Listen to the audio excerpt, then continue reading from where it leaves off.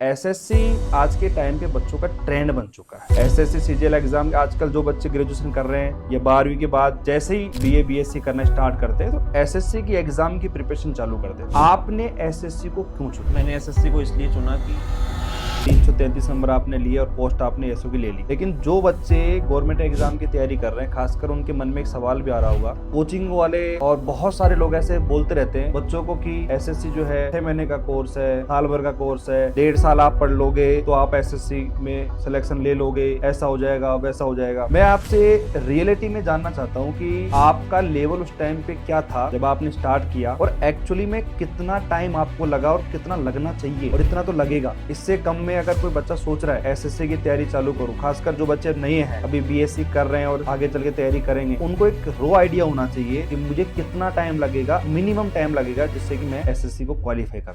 Hello नमस्कार सभी प्यारे बच्चों का स्वागत है बीएससी प्रो क्लासेज में। बच्चों आज का जो पॉडकास्ट है बहुत ही ज्यादा इंटरेस्टिंग होने वाला है क्योंकि आज हमारे साथ हैं मिस्टर आयुष मीणा, जिन्होंने एसएससी सीजीएल एग्जाम अभी क्वालिफाई की है और दिल्ली में असिस्टेंट सेक्शन ऑफिसर सीएसएस के अंतर्गत इन्होंने बहुत ही बड़ा पद हासिल किया है। तो सबसे पहले तो मैं आयुष सर को बधाई देना चाहूंगा इस पोस्ट के लिए। बहुत बहुत धन्यवाद सर।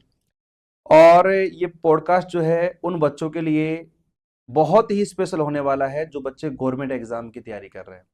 और खासकर सबसे इंटरेस्टिंग पॉइंट ये है कि आयुष सर ने जो पोस्ट हासिल करी है मात्र 22 साल की उम्र में एएसओ पोस्ट इन्होंने हासिल करी है। तो आप सोच सकते हो कि इनकी जर्नी कैसी रही होगी, क्या क्या इन्होंने ऐसे स्टेप्स लिए जिससे कि इतनी कम उम्र में इतनी बड़ी पोस्ट इन्होंने हासिल करी है। तो बहुत कुछ बात करेंगे, बिल्कुल डीप में बात करने वाले हैं। तो पॉडकास्ट को एंड तक जरूर देखें और चैनल को सब्सक्राइब भी जरूर कर लें। तो आयुष सर अब सिलसिला स्टार्ट करते हैं सवालों का। सबसे पहले तो ये सवाल मैं आपसे पूछना चाहूंगा कि एसएससी आज के टाइम पे बच्चों का ट्रेंड बन चुका है। एसएससी सीजीएल एग्जाम आजकल जो बच्चे ग्रेजुएशन कर रहे हैं या 12वीं के बाद जैसे ही बीए बीएससी करना स्टार्ट करते हैं तो एसएससी की एग्जाम की प्रिपरेशन चालू कर देते हैं। आपने एसएससी को क्यों चुना? सर मैंने एसएससी को इसलिए चुना कि एसएससी के अंदर जो आता है ना पेपर में वो मेनली रीजनिंग, मैथ्स, इंग्लिश और जीके आती है। मैं साइंस बैकग्राउंड से पढ़ा हुआ हूँ, 10th भी 12th मैंने करी तो मेरे पास साइंस मैथ्स थी। फिर मैंने बीएससी करी महाराजा कॉलेज से, तो मेरी साइंस अच्छी थी, रीजनिंग भी मैं कर लेता था, मैथ्स भी मैं कर लेता था। इंग्लिश थोड़ी बहुत इम्प्रूवमेंट करनी पड़ी, जैसे ही इम्प्रूव कर ली तो फिर मेरा इंटरेस्ट इसमें बन गया, फिर मैंने इसकी तैयारी स्टार्ट कर दी। तो कहने का मतलब यह है कि आपका इंटरेस्ट साइंस बैकग्राउंड से था इसलिए मैथ रीजनिंग में पहले से ही था, यस सर। तो आपने एसएससी को चुना। अभी बीच में आपने बोला कि सर महाराजा कॉलेज से आपने बीएससी करी है, तो कहीं ना कहीं एक 12th स्टैंडर्ड में आपकी परसेंटेज काफी अच्छी रही होगी। तो क्या परसेंटेज थी आपकी मतलब 12th में? मेरी सर 12th में परसेंट थी 92%। 92%। Yes sir. तो मैथ और साइंस वगैरह इनमें काफी अच्छा रुचि रही है आपकी। Yes sir. तो सर इसके बाद में अगर अपन बात करें, मैथ रीजनिंग चलो आपकी अच्छी है, लेकिन जो बच्चे देख रहे हैं उनको भी पता है इस बारे में कि एसएससी के अंदर विदाउट इंग्लिश के वो सिलेक्शन नहीं ले सकते हैं सर। जी सर। तो इंग्लिश एक बहुत बड़ा हुआ है आज के टाइम पे। जो बच्चे हिंदी मीडियम से पढ़े हुए हैं ना, उन बच्चों के लिए सबसे बड़ी समस्या क्या आती है कि वो इंग्लिश की तैयारी सही तरीके से नहीं कर पाते। तो सर आप हिंदी बैकग्राउंड से थे तो आपने कैसे तैयारी करी इंग्लिश के लिए, खासकर बात करें? जी सर, बताता हूँ मैं कि हुआ ये कि जब आप 12th पास कर लेते हो तो बीएससी करने जाते हो आप। मैंने महाराजा कॉलेज से करी। अब हिंदी मीडियम का जब एक स्टूडेंट महाराजा कॉलेज में गया है तो वो हिंदी मीडियम ही सिलेक्ट करेगा क्योंकि उसने पिछले 12 साल हिंदी मीडियम से पढ़ाई करी है। तो मैंने भी फर्स्ट ईयर में हिंदी मीडियम ले लिया, अच्छे से फर्स्ट ईयर हो गया। सेकेंड ईयर भी हो गया कैसे जैसे हिंदी मीडियम से। उसके बाद क्या रहा कि मेरे कहीं ना कहीं माइंड में ये था कि अपने को एसएससी की तैयारी करनी है, उसमें रीजनिंग आनी है, मैथ्स आनी है, वो तो अपने को आती है। लेकिन इंग्लिश सबसे बड़ी दिक्कत थी मेरे लिए भी, क्योंकि मैं भी हिंदी मीडियम बैकग्राउंड से था। तो उसके लिए मैंने ज़्यादा तो मैं कहूँगा ही, क्योंकि मैंने बहुत मेहनत करी इंग्लिश के अंदर। तो मैंने किया ये कि सबसे पहले न्यूज़पेपर आता है, टाइम्स ऑफ इंडिया लगा लो, कोई सा भी न्यूज़पेपर आप ले सकते हो, इंग्लिश न्यूज़पेपर। उसमें आपको रीडिंग करनी पड़ती है, क्योंकि पेपर में जो पूछता है वो पूछता है रीडिंग कॉम्प्रिहेंशन, वोकेबलरी आती है उसमें, और सेंटेंस इंप्रूवमेंट वगैरह आती है। ये सभी चीज़ आप तभी इंप्रूव कर सकते हो जब आपको रीडिंग की समझ हो। जिस दिन आपको रीडिंग की समझ हो गई उस दिन आप कोई सा भी गवर्नमेंट एग्जाम क्रैक कर लोगे जिसमें इंग्लिश आ रही है, क्योंकि आजकल एग्जामिनर का मेन फोकस यहीं पर है कि उनको आरसी प्रिपेयर करना पड़ता है। वो पूछते ही ये चेक कि वो कर रहे हैं कि उनको कैसे, जैसे बच्चे की अंडरस्टैंडिंग कितनी है इंग्लिश के अंदर। तो फिर वो मैंने थर्ड ईयर के टाइम पर ही इम्प्रूवमेंट करना स्टार्ट कर दिया था। जैसे मैंने रीडिंग करता था, कभी कभी वोकेबलरी पढ़ लेता था न्यूज़पेपर से, फिर उसको रिवाइज कर लेता था रात में, उसके बाद लोगों से भी थोड़ी स्पीकिंग भी करता था इंग्लिश में। तो धीरे धीरे इम्प्रूवमेंट आता चला गया। तो कहीं ना कहीं आप ये कह रहे हैं कि अगर आपको इंग्लिश को स्ट्रोंग करना है तो कुछ शॉर्ट तरीका नहीं है, मतलब आपको एक प्रॉपर मेहनत तो करनी जी सर। पड़ेगी। और एक अच्छा स्कोर करने के लिए कहीं ना कहीं रीडिंग का भी, वोकेबलरी, ये सब कुछ आपको पढ़नी पड़ेगी। जी सर। ठीक है सर, तो इंग्लिश आपने यहाँ से स्टार्ट करी, लेकिन सर देखो, एएसओ पोस्ट तो मैंने बता दी, ऑडियंस ने सुन भी ली, लेकिन जितना कहना आसान है उतना करना बहुत बड़ा मुश्किल चीज है, ये बहुत बड़ा काम है इसके अंदर। तो अब आप ये बताइए कि जैसे आपने एसएससी में एंट्री ली, अपने शुरुआत में जब बीएससी आप कर रहे थे वहां से तो आपने बेसिक तैयारी चालू भी कर दी थी, पर जब आप प्रॉपर मैदान में उतरे तो फिर आपने तैयारी कहाँ से करी, और किस तरीके से आपने अपने माइंड में चीजों को स्टार्ट किया कि भाई ऐसे अपन तैयारी चालू करते हैं। 2022 के अंदर मेरी ग्रेजुएशन पूरी हो गई थी महाराजा कॉलेज से। उसके बाद मैं घर पर ही था, और मेरे को माइंड में कहीं ना कहीं तो ये था कि अपने को तो एसएससी क्रैक करना है, इसके अलावा कुछ नहीं करना, एक गवर्नमेंट जॉब लेनी है, वो भी एक डिसेंट ग्रेड पे की। जैसे कि ये 4600 ग्रेड पे की जॉब है, एसएससी की टॉप पोस्ट है, वो मेरे को मिली है। तो हुआ ये कि अब आप, एक तो आपके दो ऑप्शंस होते हैं जब आप घर पे रहते हो, या तो आप ऑनलाइन तैयारी कर लो या आप ऑफलाइन तैयारी कर लो। ऑफलाइन में टाइम भी वेस्ट होता है, टीचर उतना आउटपुट आ नहीं पाता टीचर के थ्रू भी एक स्टूडेंट के लिए जितना आना चाहिए रियल में। तो मैं थोड़ा सा ऐसा स्टूडेंट था कि जो अकेला भी पढ़ाई कर सकता था, मेरे को किसी कम्युनिटी की नीड नहीं थी। तो मैं क्या किया कि अन अकेडमी एक ऑनलाइन एप्लीकेशन है, उसमें मैंने कोर्स परचेज किया पूरा। उसमें सभी टीचर्स आपको अलॉट हो जाते हैं, जैसे मैथ्स के लिए आप कोई से भी टीचर को चूज़ कर सकते हो, इंग्लिश के लिए भी चूज़ कर सकते हो, रीजनिंग के लिए भी, जीके के भी लिए। तो मैंने जब अन अकेडमी से कोर्स परचेज किया, और मैंने अपनी तैयारी स्टार्ट कर दी ऑनलाइन ही। इस तरह से मैंने स्टार्ट किया धीरे धीरे। और फिर इसके अलावा मैं बुक्स भी लाने लगा, जो टीचर्स बताते थे वो बुक्स परचेज करता था और उनसे तैयारी करता था। तो बीच में सर आपने एक बहुत ही बड़ी चीज बोली है कि मैंने ऑफलाइन से ज्यादा प्रेफर किया ऑनलाइन। अधिकतर बच्चे आज के टाइम पे सोचते हैं कि यार तैयारी जो होती है ना वो ऑफलाइन में सही तरीके से होती है, बट आपने ऑनलाइन तैयारी करके एएसओ पोस्ट को निकाला। तो सर एक चीज बताइए कि जब आपने तैयारी करी, पहला अटेम्प्ट दिया आपने, तो पहले अटेम्प्ट में आपका क्या स्कोर रहा? और लोग क्या होता है कि सर सोच लेते हैं दिमाग में, बट उसको लगातार करना कई सालों तक, उसी चीज को लगे रहना, उसी चीज पर लगे रहना, इस चीज पर कैसे फोकस किया आपने? जब 2022 में ग्रेजुएशन पूरी हुई, उसी टाइम पर एसएससी सीजीएल 2022 का फॉर्म आ गया। मैंने फॉर्म फिल कर दिया। अब होता ही है कि जब आप ग्रेजुएशन भी कर रहे हो साथ में और तैयारी भी कर रहे हो, तो उतना आप डिसेंट हार्डवर्क कर नहीं पाते उसके अकॉर्डिंग जितना चाहिए। फिर मैं पेपर देने गया, अपियरिंग में ही था उस टाइम पर मैं, तो 2022 का सीजीएल मैंने दिया, उसमें मेरा प्री तो हो गया, लेकिन फिर मेंस नहीं हो पाया, क्योंकि मेरे को कोई आइडिया ही नहीं था कि क्या, कैसे प्रेपरेशन करनी है, क्या करनी है, क्या नहीं करनी। सीजीएल में मेनली 10th लेवल का ही सब कुछ आता है, तो आप, अगर आप एक एवरेज स्टूडेंट भी हो तो भी आप प्री का एग्जाम तो पास कर लोगे, लेकिन मेंस में आपको दिक्कत आ जाएगी। तो 2022 का मेरा सीजीएल पूरा वेस्ट हो गया, क्योंकि सिलेक्शन हुआ नहीं।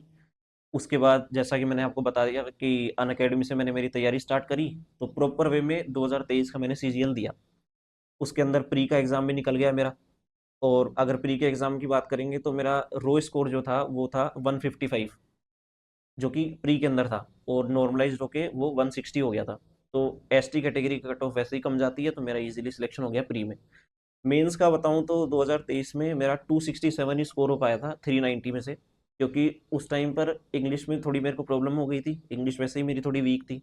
तो जितना ज़्यादा मेरे को हार्ड वर्क करना पड़ा वो ओनली इंग्लिश के लिए ही करना पड़ा, और जीके के लिए, क्योंकि ये दो ही सब्जेक्ट्स ऐसे होते हैं जिसमें आपको थोड़ी दिक्कत होती है अगर आप एक साइंस बैकग्राउंड से आ रहे हो तो, क्योंकि 10th लेवल की मैथ्स पूछ रहे हैं और 10th लेवल की रीजनिंग वगैरह आ रही है।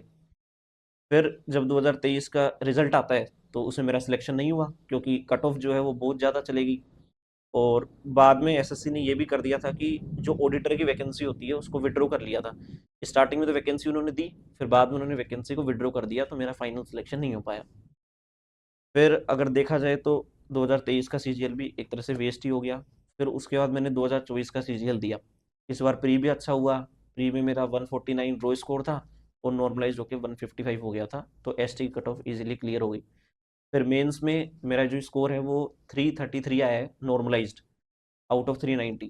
तो मैं 267 जब पिछले साल आया 2023 में, तो मुझे बहुत ज़्यादा डिमोटिवेट हो गया था मैं। फिर उसके बाद मैंने स्टडी करता गया तो अब 333 आ गया आउट ऑफ 390। और जो एएसओ की कट ऑफ है वो 330 गई है, तो वहाँ से मेरा सिलेक्शन एएसओ की पोस्ट पर हुआ। सर आपने मतलब बहुत ही आसान तरीके से बता दिया कि 390 में से आपके 333 नंबर बन गए। जी सर। लेकिन इसके पीछे सर कोई ना कोई ऐसी स्ट्रगल कहानी भी रही होगी। जैसे अभी आपने कहा कि 333 नंबर आपने लिए और पोस्ट आपने एसओ की ले ली। लेकिन जो बच्चे गवर्नमेंट एग्जाम की तैयारी कर रहे हैं, खासकर उनके मन में एक सवाल भी आ रहा होगा कि बहुत सारे कोचिंग वाले और बहुत सारे लोग ऐसे बोलते रहते हैं बच्चों को कि एसएससी जो है 6 महीने का कोर्स है, साल भर का कोर्स है, 1.5 साल आप पढ़ लोगे तो आप एसएससी में सिलेक्शन ले लोगे, ऐसा हो जाएगा वैसा हो जाएगा। मैं आपसे रियलिटी में जानना चाहता हूँ कि आपका लेवल उस टाइम पे क्या था जब आपने स्टार्ट किया, और एक्चुअली में कितना टाइम आपको लगा और कितना लगना चाहिए, और इतना तो लगेगा, इससे कम में अगर कोई बच्चा सोच रहा है कि मैं एसएससी की तैयारी चालू करूं, खासकर जो बच्चे नहीं हैं अभी बीएससी कर रहे हैं और आगे चल के तैयारी करेंगे, तो उनको एक रो आइडिया होना चाहिए कि मुझे कितना टाइम लगेगा, मिनिमम टाइम लगेगा जिससे कि मैं एसएससी को क्वालिफाई कर लूं। सर देखो, ऐसा है, अगर आप एसएससी के कोई से भी एग्जाम को क्रैक करना चाहते हो तो मिनिमम आपको 1 साल लगता है। लेकिन उसमें भी बहुत सारे फैक्टर्स मैटर करते हैं, जैसे आपने कितने मॉक टेस्ट दिए हैं, कैसे उनका एनालिसिस किया है, सही तरह से एनालिसिस किया भी है नहीं किया, टाइपिंग आपने अच्छे से करी है नहीं करी, सभी सब्जेक्ट्स में आपका स्कोर, अगर प्री का बताऊं तो 45 प्लस आना चाहिए 50 में से, और अगर मेंस की बात करता हूं तो 90 नंबर की मैथ्स है तो आपको एटलीस्ट 80 प्लस तो स्कोर करना ही पड़ेगा। जब आपको एक कॉन्फिडेंस आ जाता है ना कि मेरा स्कोर इस पर्टिकुलर बेंचमार्क से ऊपर तो आ ही गया है, तब फिर आप सीरियसली अटेम्प्ट देके अपना सिलेक्शन ले जाते हो 1 साल के अंदर। लेकिन इसमें बहुत सी चीज़ें मैटर करती है। सबसे बड़ी चीज़ तो यही है कि मॉक टेस्ट, अगर आपने एक भी मॉक टेस्ट नहीं दिया, ऑनलाइन पेपर है, अगर आपने, अब होता क्या है कि जैसे कोचिंग्स में जाओगे आप, तो वहाँ पर मैक्सिमम टू मैक्सिमम जो इंडिया में अपनी कोचिंग चल रही है, जितने भी एसएससी के वो भी है इंस्टीट्यूट, तो यहाँ पे क्या है कि ऑफलाइन होता है मॉक टेस्ट और पेपर है ऑनलाइन। तो बच्चा क्या है कि कंफ्यूज हो जाता है कि यार ऑफलाइन तो मैंने प्रिपरेशन कर ली, लेकिन ऑनलाइन जब मैं जाऊंगा तो फिर उसको इतना कॉन्फिडेंस नहीं आ पाता, और जितने अटेम्प्ट वो ऑफलाइन में कर पाता है क्वेश्चंस को, उतने अटेम्प्ट वो वहाँ नहीं दे पाता, तो फाइनली उसका सिलेक्शन नहीं हो पाता। तो मेन पॉइंट ये है कि मिनिमम आपको 1 से 1.5 साल तो लगेगा ही लगेगा, अगर आपको एसएससी की प्रिपरेशन करके कोई सा भी एग्जाम, मैं ऐसे नहीं कह रहा सीजीएल ही, सीएचएसएल हो, एमटीएस हो, सिलेक्शन पोस्ट हो, कोई सा भी एग्जाम हो, आपको इतना टाइम तो लगेगा ही लगेगा। और बीच में एक इंटरेस्टिंग बात और बताना चाहूंगा कि अब आयुष ने एग्जाम पास करी एएसओ की, लेकिन इसके साथ साथ आपको बता दूं कि इन्होंने 5 एग्जाम क्वालिफाई करी, मतलब इनको तैयारी करते काफी साल हो गए, तब से इनकी कोई एग्जाम क्वालिफाई नहीं हो रही। लेकिन जब लॉटरी लगी तो एक नहीं 5 5 एग्जाम इन्होंने क्वालिफाई करी। तो सर कौन कौन से एग्जाम थी जो अभी आपको रिसेंटली आपने क्वालिफाई करी और आपको एक साथ इतनी सारी जॉब्स का ऑफर मिला? सर सबसे पहले तो S S C C G L 2024, जिसमें मेरे को A S O in C S S मिला है, सी जी एल मैंने क्रैक किया, और सी एच एस एल का जो एग्ज़ाम था 2024 का वो भी मैंने क्रैक किया। साथ ही साथ जो एम टी एस था 2024 का वो भी मेरा क्रैक हो गया। और पिछले साल जैसे मैंने आपको बताया कि ऑडिटर की वैकेंसी को उन्होंने विड्रॉ कर लिया था, तो इस बार उन्होंने क्या किया कि वो वैकेंसी वैकेंट रह गई, खाली रह गई, तो उन्होंने क्या किया, वो वैकेंसी वापस दे दी बच्चों को। फिर उसका रिजल्ट वापस आया, तो उसमें मेरा हो गया सिलेक्शन ऑडिटर की पोस्ट पर 2023 के सीजीएल से। और एसएससी का सिलेक्शन पोस्ट एग्जाम होता है, उसमें मेरे को लैब अटेंडेंट की पोस्ट मिली है, ये भी मेरे एग्जाम क्रैक हुए। तो मतलब आपने काफी सारी सीटें बर्बाद कर दी, कहने का मतलब कितनी सारी पोस्टें आपने ले ली, टीचर में ले ली, इसमें ले ली। चलो खैर देखो सर, वो तो एक किस्मत की बात है, क्योंकि जब आप ट्राई कर रहे हो, मेहनत कर रहे हो, तो सभी एग्जाम्स को देना भी जरूरी है कि पर्टिकुलर पॉइंट को फिक्स नहीं करना होता है कि भाई इसी की देनी है एग्जाम, सीट खराब नहीं करनी है, जब तक ना मिल जाए तब तक। अब सर एक चीज और मैं यहाँ पर बच्चों की तरफ से पूछना चाहूंगा कि एक्चुअल में अभी देखा जाए तो बहुत सारे बच्चे फॉर्म भर रहे हैं।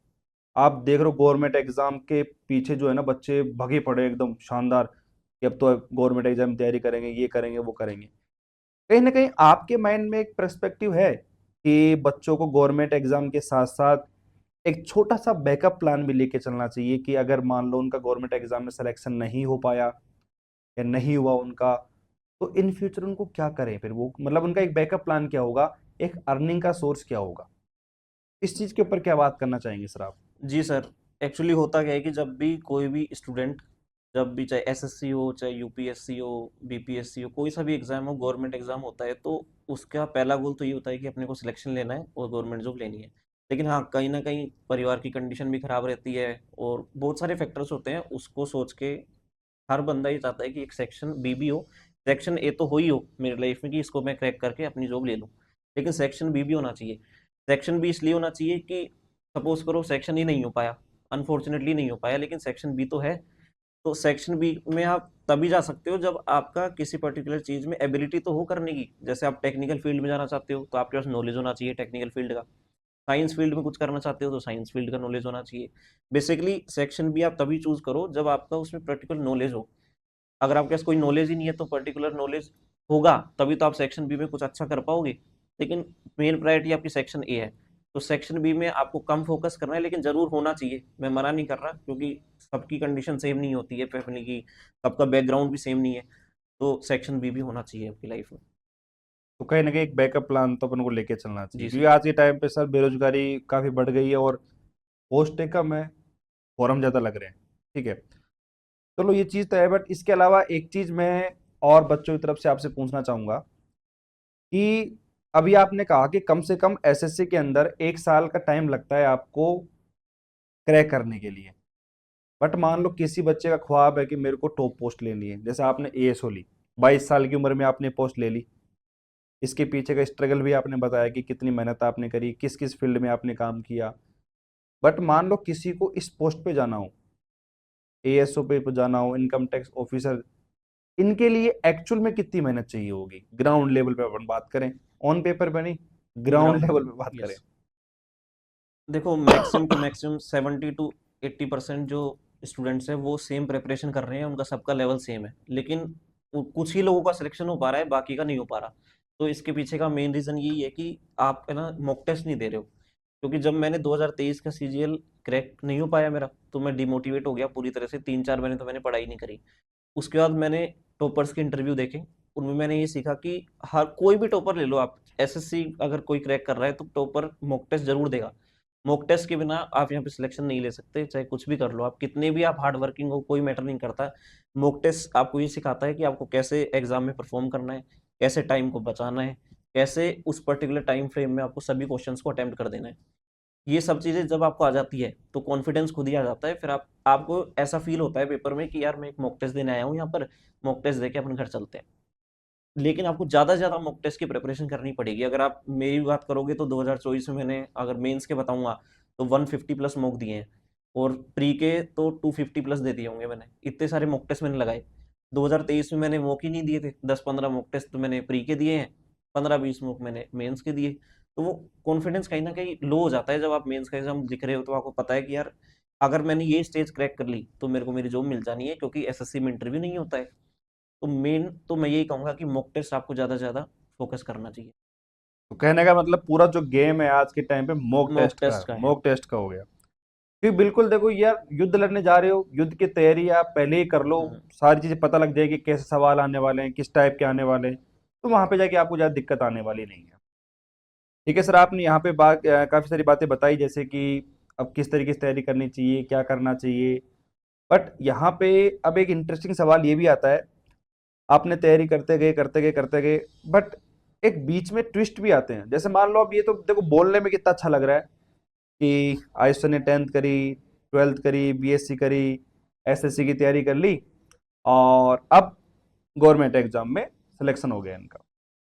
लेकिन आप सोचो कि बीच में कितने सारे डिस्ट्रैक्शन, मतलब आप ये देखो कि आज के टाइम पे बच्चा 2 घंटे बैठ के पढ़ नहीं सकता। आपने सिटिंग करी 10-10 12-12 घंटे आप पढ़े होंगे, जहां तक मुझे लगता है। आज के टाइम पे बच्चों का इतना डिस्ट्रैक्शन हो गया, मोबाइल फोन हो गया, बाहर घूमना हो गया, गर्लफ्रेंड हो गई, वो हो गया, वो हो गया। अब ऐसे टाइम पर आपने अपने आप को फोकस कैसे किया? मतलब बहुत ही कॉमन सवाल है ये, लेकिन सबका सवाल होगा ये बिल्कुल, कि ऐसे टाइम पे सर ने कैसे उसको एग्जीक्यूट किया उस टाइम को। तो बिल्कुल खुल के बताइए सर इसके ऊपर, क्योंकि बच्चे जानना चाह रहे हैं, इंटरेस्टिंग है ये सवाल। मैं सभी से यही कहना चाहूंगा कि जब आप गवर्नमेंट जॉब की प्रिपरेशन में आते हो तो मैक्सिमम टू मैक्सिमम आपका जो बैकग्राउंड है ना वो एवरेज से भी लो ही होता है। तो आप गवर्नमेंट जॉब की प्रिपरेशन में तभी आते हो जब आप आपकी फैमिली को एक डिसेंट लाइफस्टाइल देना चाहते हो। अब उसके लिए आपको हार्ड वर्क तो करना पड़ेगा। अब डिस्ट्रैक्शंस भी है, मैं मना नहीं कर रहा, डिस्ट्रैक्शन नहीं है, क्योंकि जो बंदा तैयारी कर रहा है उसकी एज कितनी मानते हो आप, 19 साल होगी, 20 होगी, 21 22, मैक्सिमम 25 26 होगी। तो इस एज में डिस्ट्रैक्शंस आते हैं। जैसा कि आपने बताया कि कभी कंप्यूटर का, कभी फोन का, बहुत सारे एटसेट्रा होते हैं, डिस्ट्रैक्शंस तो होते ही हैं। लेकिन उसमें आपको ये डिसाइड करना है कि यार मैं सब चीज़ करूँगा, लेकिन एक पर्टिकुलर टाइम स्लॉट के अंदर करूँगा, मेरा फिक्स्ड है सब कुछ। जैसे मैं फ़ोन भी चलाता था तो मेरा फिक्स्ड है कि अपने 1 घंटा ही फ़ोन चलाना है। जैसे ही आधा 1 घंटा हो गया तो मेरे को खुद ही फ़ील हो जाता था कि अब फ़ोन रखने का टाइम आ गया, अब स्टडी करते हैं।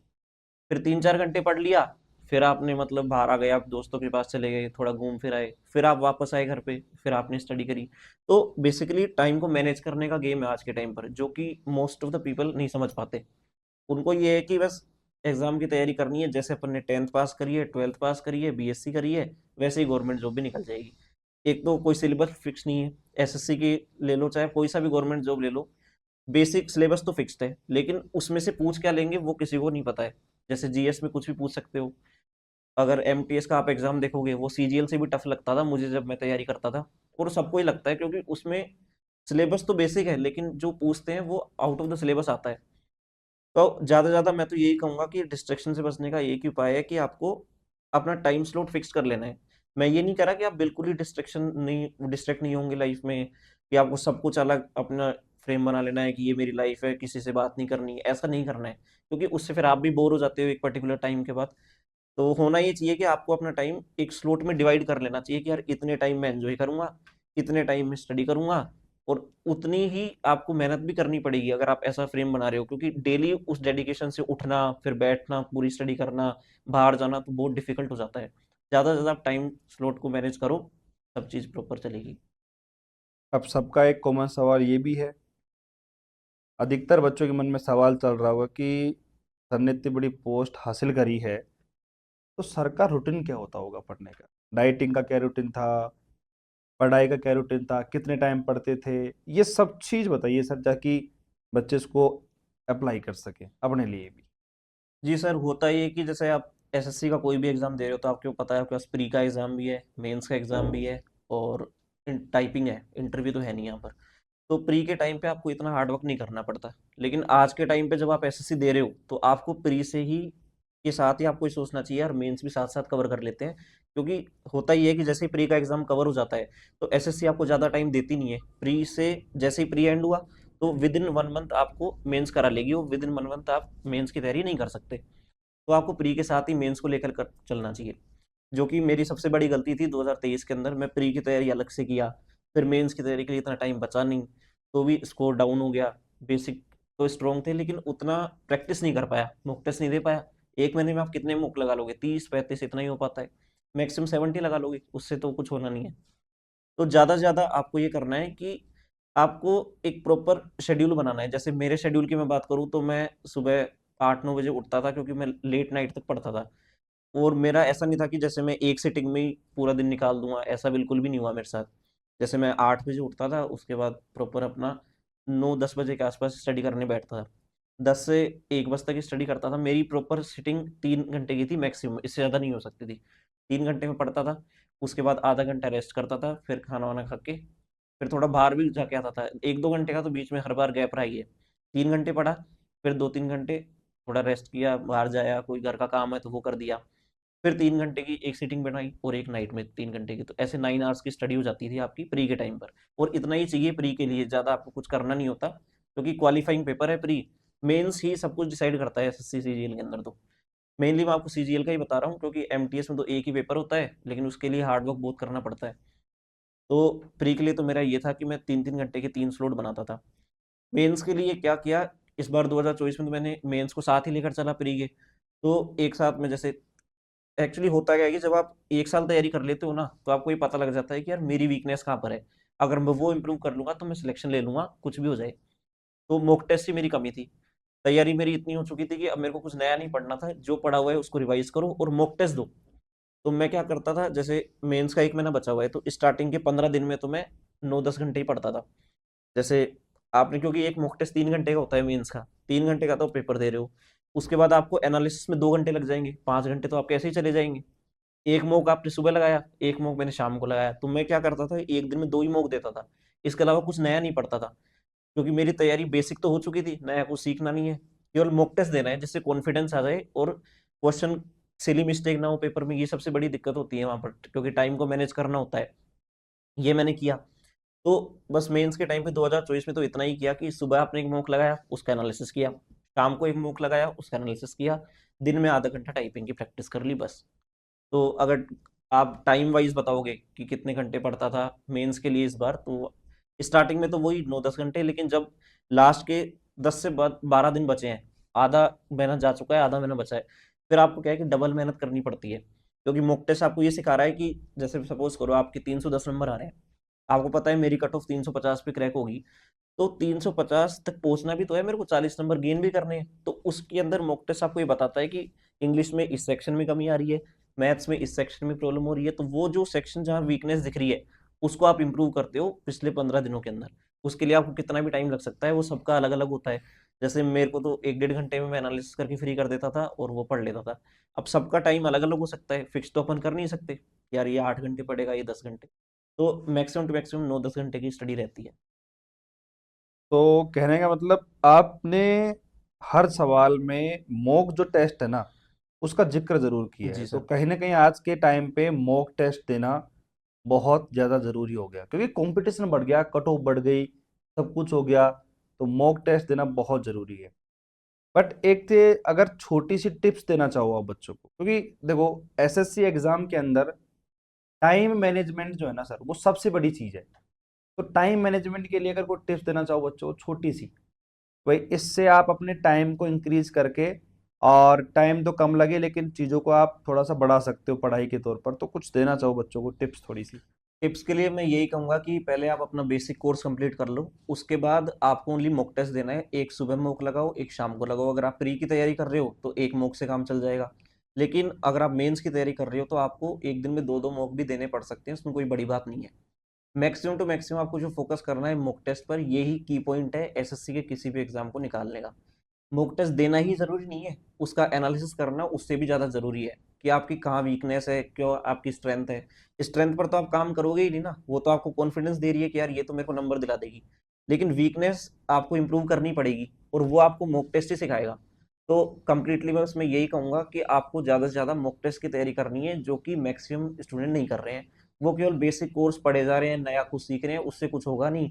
आप मॉक टेस्ट पे मॉक टेस्ट लगाओ जाओ, उससे एनालिसिस करो, वीकनेस को इंप्रूव करो, आपका सिलेक्शन हो जाएगा। तो सर अपन ने एग्जाम से रिलेटेड काफी सारी बातें करी, कैसे तैयारी करनी है, सब कुछ करना है। लेकिन अब अपन को एक सफलता मिल चुकी है, तो जब आपका रिजल्ट आया एसएससी सीजीएल का, जो आपकी एक ड्रीम जॉब आप देख रहे थे, रिजल्ट के टाइम पे कैसा एक्सप्रेशन था, घर वालों का कैसा था, आपका कैसा था, मतलब एक कैसा माहौल था घर के अंदर। एक्चुअली जब सीजीएल का रिजल्ट आया था तो ये होली के दिन आया था, होली का दहन वाले दिन। तो हुआ ये कि उस टाइम पर दो रिजल्ट आए थे। एक तो रात को 8 बजे के आसपास एमटीएस का रिजल्ट आया था। तो मैंने एमटीएस का रिजल्ट देखा भी नहीं था।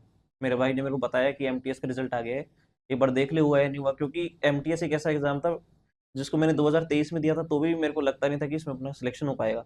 वहाँ ओनली मैथ्स और रीजनिंग का तो कोई काम ही नहीं है, क्योंकि वो क्वालिफाइंग हो जाती है एमटीएस के पेपर में। ओनली वहां पर इंग्लिश आती है और जीके आती है। इंग्लिश में आप पूरे में से पूरा स्कोर कर लेते हो, मेरा भी आ गया था एक बार, लेकिन जीके में से full out of full score करना बहुत टफ काम है। और एमटीएस की अगर आप कट ऑफ देखोगे तो यूआर की तो 150 में से 150 कट ऑफ भी चली जाती है। 2023 की मैं बात कर रहा हूँ, आप देख सकते हो रिजल्ट। तो बहुत टफ हो जाता है। लेकिन 2024 का जब एमटीएस आया तो मैंने पेपर तो दिया, लेकिन उतना इंटरेस्ट नहीं था कि यार एक बार रिजल्ट को देख तो ले, क्योंकि सिलेक्शन तो वैसे भी नहीं होना, अंदर से कॉन्फिडेंस नहीं है एमटीएस के लिए।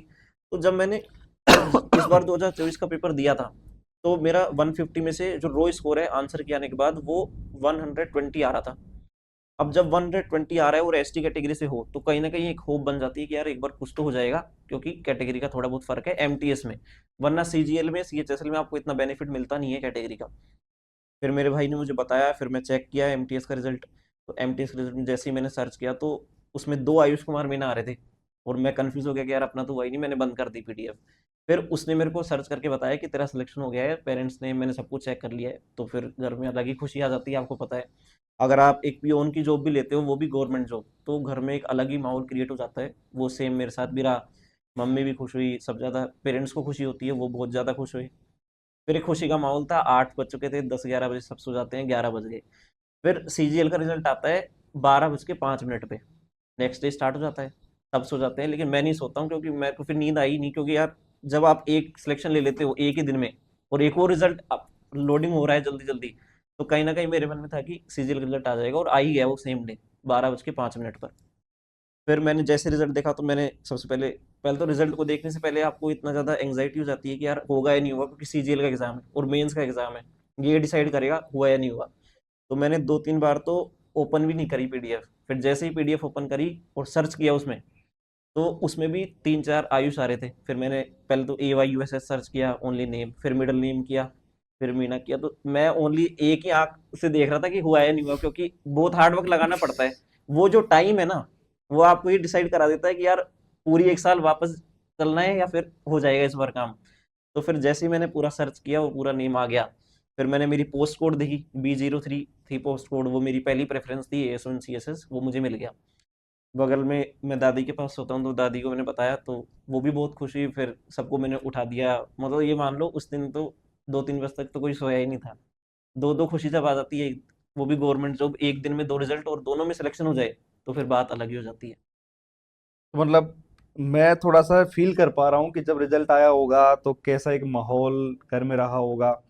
मतलब बहुत ही खुशी की बात है। और देखो आज के टाइम पे जो बच्चे हैं ना, उनको थोड़ा सा ये सोचना चाहिए अपने पेरेंट्स के बारे में कि पेरेंट्स काम कर रहे हैं, हार्ड वर्क कर रहे हैं, वो आपको पैसा दे रहे हैं। आज के टाइम बच्चे 25-25 30-30 साल तक मेहनत भी कर रहे हैं।